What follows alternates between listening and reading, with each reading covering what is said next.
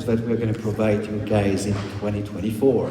So we're leaving the floor to Mark Werner here. Big time applause for him, please, guys.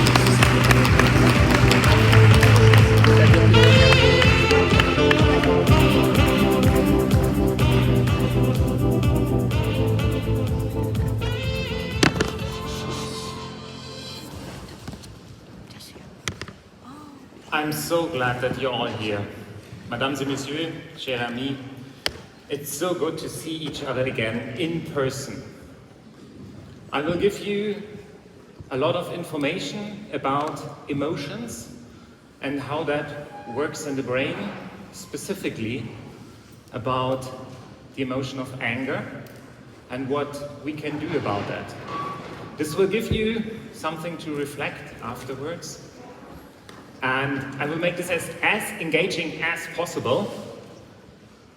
But most importantly, let's get started.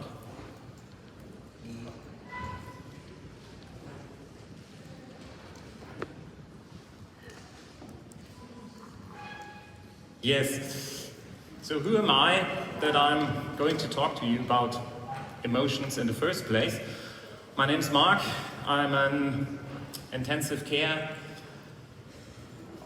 anesthetic and emergency medicine doctor and consultant.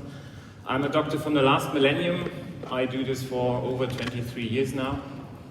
And I'm also the CEO of Dr. Weinert Communications. I'm a co-founder of a digital startup, stell dir vor. I'm an author and a certified de-escalation trainer, which will come in handy today. And last but not least, I'm also a certified professional PCM trainer for 15 years now. And I specialize in doing PCM trainings in high-risk industries, medicine, aviation, nuclear power plants. I live in Munich, and Munich actually is the partner city of Bordeaux. And in Munich, I live in the French Quarter.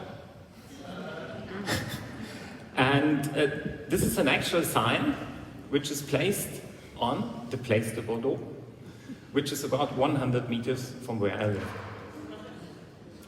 So I'm very glad to be here. For those who need an agenda, this is the agenda. I am at agenda and introduction at the moment.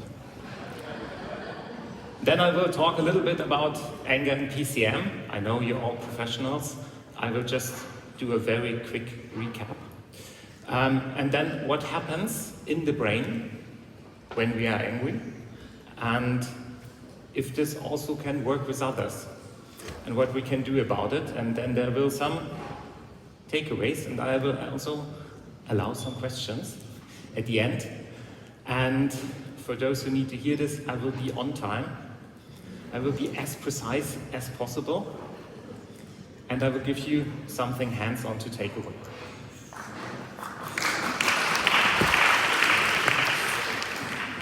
Thank you. It makes it much more difficult for me to just go into the different masks. We all know, Toby Kaler said we have 4 ways of expressing anger, 3 from the 2nd degree, and 1 healthy one. And because you just clapped, it's your fault that I can do this really good now. See what you made me do? You're so stupid. You're all professionals. You should know that. You're not diligent enough.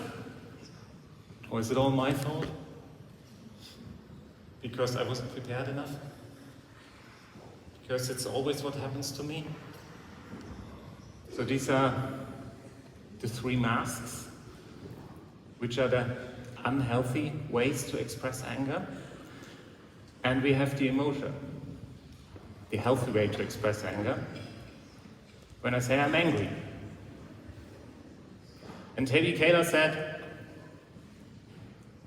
to say I'm angry as the next best thing you can say to someone after "I love you." Because this creates a connection. It is possible to struggle with the other one. And it also raises the question why we have this emotion in the first place. So what's the purpose of anger? One reason for that is, and all emotions have a reason. In the literature, some use the word anger or the emotion of anger and say it's a negative emotion, like fear or disgust. But John Parr and others also say that every emotion has a purpose and there is no negative emotion. And the purpose of anger is to make me aware that there's something I want, but it's not what I want to have. There's something in the way, and it gives me energy to pursue this. And what happens in the brain when we are angry? For this talk, the brain obviously is a very complicated organ. Some say that actually our body is just a vehicle for the brain to get around. And for this talk, I will use a very simplistic model, but it works. We have a very old brain, which is the oldest one, and this is the often called reptilian brain.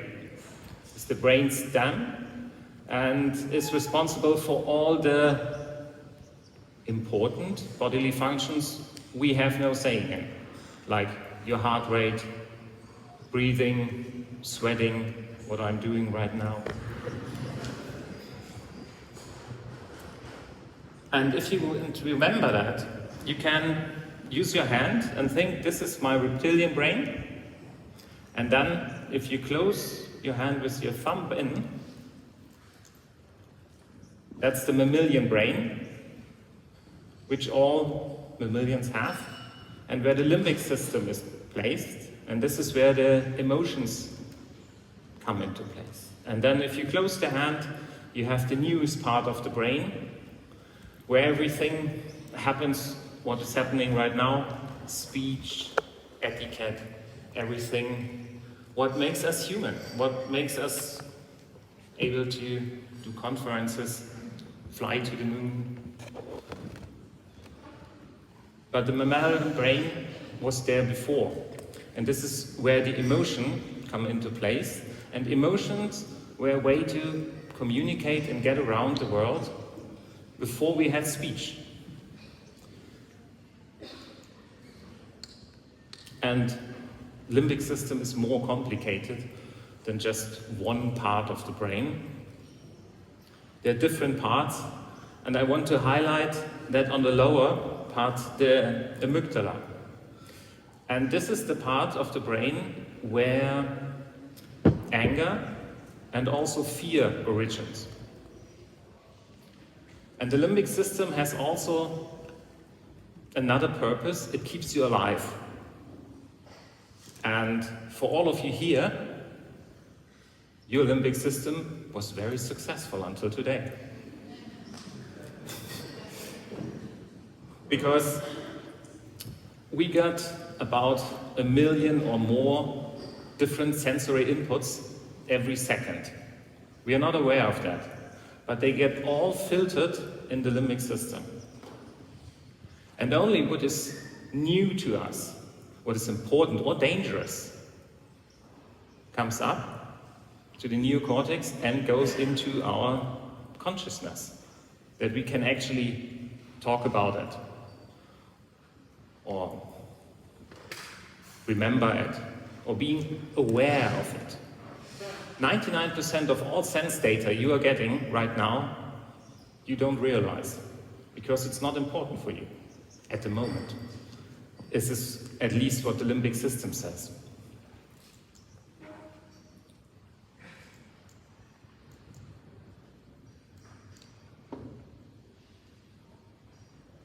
And when there's something where the limbic system decides, now it's time to get angry or to be fearful, then different things happen. Because this part of the brain was there before the neocortex, it always wins in the first place. It can actually reduce blood flow to the frontal cortex and make you about 17 to 20 IQ points dumber. And you might remember this when you were doing in school some calculations in front at the board in front of everyone else. This was always more difficult than when you did this alone at your table. Because under this influence, you are about 17 to 20 IQs point dumber, like me at the moment. But what can we do about that? And why is this important? Why do we have that? If you imagine, we are all sitting at a fireplace, roughly 100,000 years ago, chilling.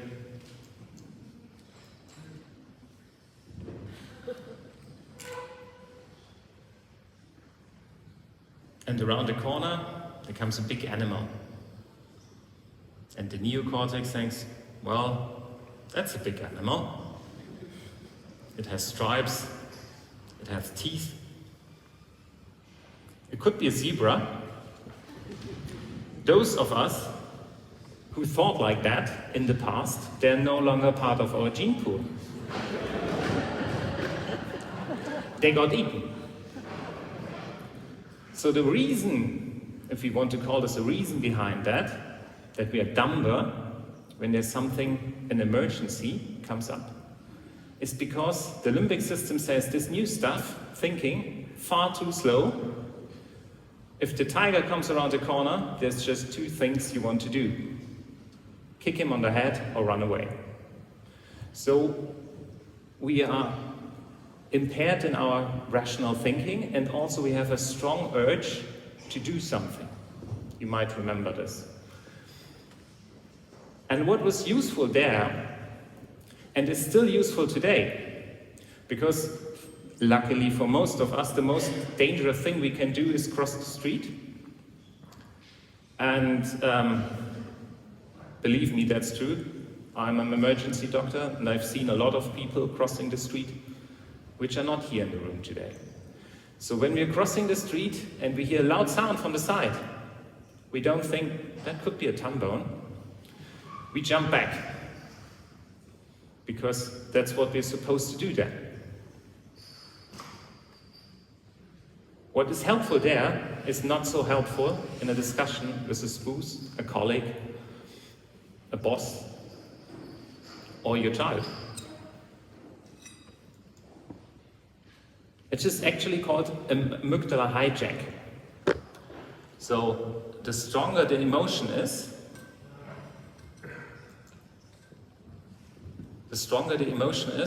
the less are we able to think. And the limbic system compares all the central input we have with our memory, with our specific own memory. And this is why two people sitting here can have a completely different reaction to the same situation. When I'm in a plane and I feel a little rattle, I don't care at all, because I'm used to jump out of planes. And I completely trust in planes, and I never had a negative experience with a plane. But I might be sitting next to someone who had a very bad experience with planes when they had a rattle. And just a little rattle will go them into complete shock, fear, panic.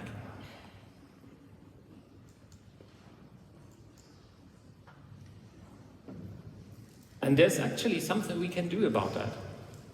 when that happens. When we feel the emotion, we can name it. And this is a picture from Matthew Lieberman from the University of Los Angeles in California. And that part is the right ventral left prefrontal cortex. You don't need to remember that. The only thing you need to remember is that if that part is engaged in naming the emotion, there's a negative feedback to the amygdala. And he could show this with functional MRI. So this is the original picture of that. They showed people pictures of an emotion, and when they named the emotion, they had this negative feedback to the amygdala, and there was less activity in the amygdala. And he started this research because he knew from psychotherapy that talk therapy works. When we talk about our emotions, they get less. And this is also what Tavi Kayla said. When we express anger in a healthy way, it goes away. And this is the reason behind that. This is the reason, this is what happens in the brain. There's a feedback loop to the amygdala when we name that emotion. It's like the neocortex tells the amygdala, you've done your job, I heard you, you can relax now. It still takes a few seconds or minutes until the adrenaline and cortisol gets washed out of your body, but the amygdala stops firing.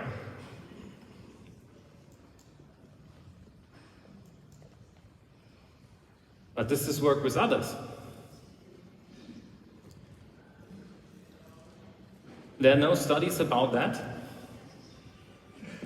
We know from our personal experience that it might work with others. You might have had the experience. From the training of de-escalation trainer, I know that it works if you name the emotion correctly. So if someone comes to you, quite emotional, and you say, well, you are really sad, and you say, no, I'm not sad, I'm really angry, then it doesn't work. Also, what we don't know, but we can speculate about that, does it work if someone shows a mask? We don't know that yet. That might be an interesting research proposal to think about that if we address the correct emotion in someone showing a mask, if that would help in addition to channel, but we don't know. So this is the one. And I like to show you a wonderful small movie clip about emotions, and that you don't need to be very experienced or old to name your emotions or be emotional literate, and also that you can learn from a very early age to deal with this issue. Right in the beginning, there's a myth, but after that, that's actually free of myth.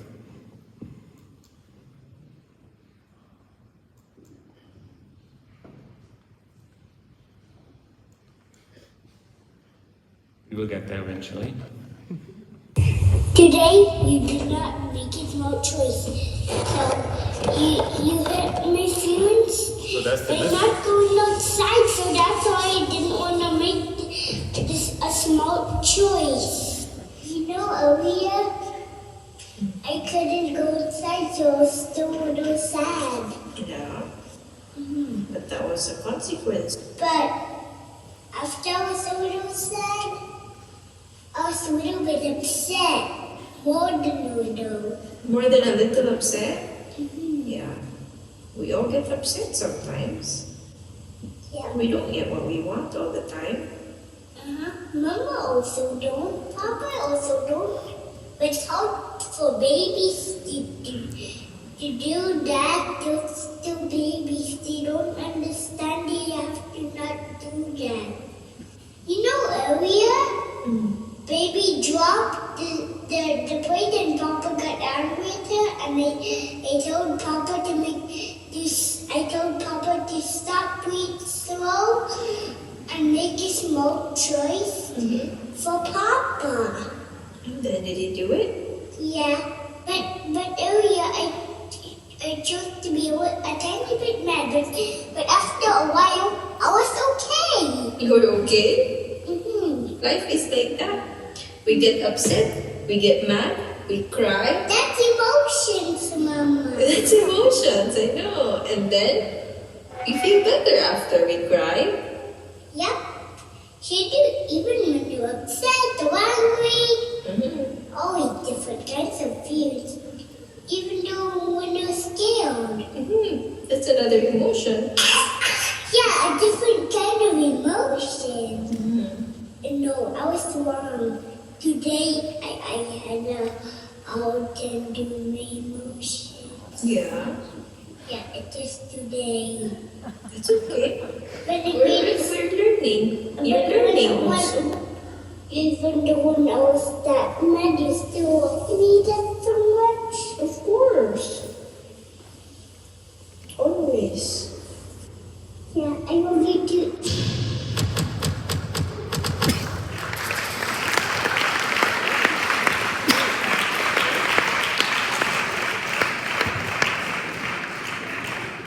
I get goosebumps every time I see that video. I've seen it 100 times. Even if I have trouble reaching my harmonizer floor, I just need to think about that little girl. So what we can take away from this? We can take away affect labeling, naming the emotion works. We can take away, we exactly know which brain structures are involved in the process. We can take away that it works for you and that it can work with others. And now I'm interested. What are your thoughts, feelings, opinions about that?